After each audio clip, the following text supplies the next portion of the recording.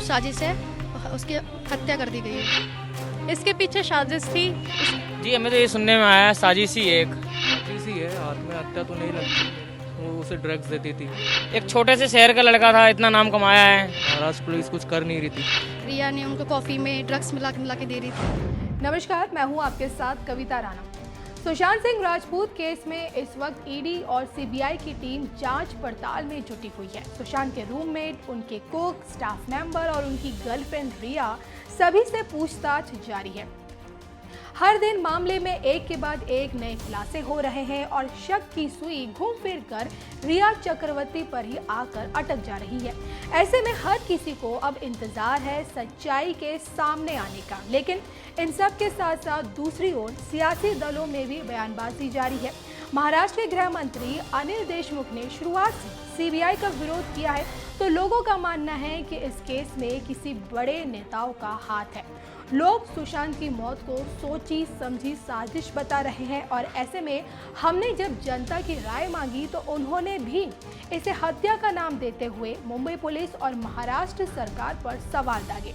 चलिए सुनाते हैं आपको जनता की राय। उसकी मौत के पीछे कुछ साजिश है, उसकी हत्या कर दी गई है।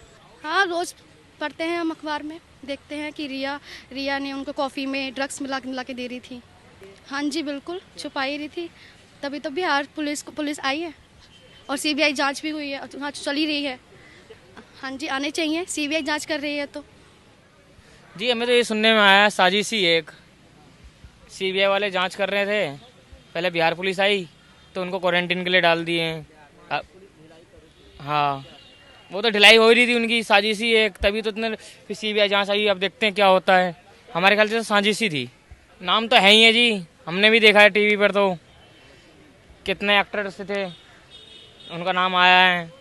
एक छोटे से शहर का लड़का था, इतना नाम कमाया है, तो आगे जाकर और नाम कमाता। तो उन्होंने अपने, अब जान तो फिल्म इंडस्ट्री में होती है ये चीज़, कोई आगे बढ़ते तो नीचे गिराते हैं उनको। यही सब थी जी, सुनने के लिए हमें यही मिला है।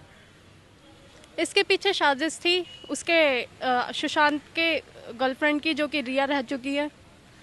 वो उनको ड्रग्स वगैरह देती थी उनकी कॉफ़ी में। वो टाइम टू टाइम उनके नौकरों को भी बताती थी कि इस 2 बजे 3 बजे इसको इतनी देर बाद 2 ड्रॉप 3 ड्रॉप दे दिया करिए। और फिर उसी की वजह से उसके दिमाग में डिप्रेशन बढ़ा।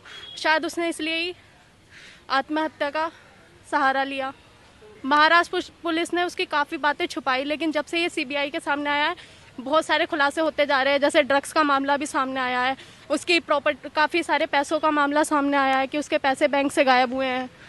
रिया और उसके फैमिली उसके पैसों पर अपना एक्सपेंसिव लाइफ जी रहे थे। वो उम्मीद तो है सीबीआई से कि वो सामने लेकर आएंगे सुशांत के गुनहगारों को। आई गैस साजिश ही है, आत्महत्या तो नहीं लगती। मेरे ख्याल से इसके पीछे बहुत बड़ा कोई रीज़न है। और जैसे कि आपको पता ही है, महाराष्ट्र पुलिस कुछ कर नहीं रही थी। अब सीबीआई ने अपने हाथ में लिया है, तो मुझे लगता है कि कुछ ना कुछ ज़रूर निकल करके आएगा।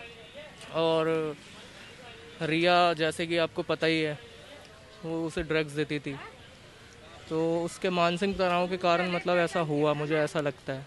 तो बिल्कुल अगर सीबीआई है तो ज़रूर करेगी, कि लग रहा है कि अब पहले इतना कुछ निकल के आ नहीं पा रहा था, पर अब इतना कुछ आ गया है कि ज़रूर डेफिनेटली गुनाहगार बिल्कुल सामने आएंगे।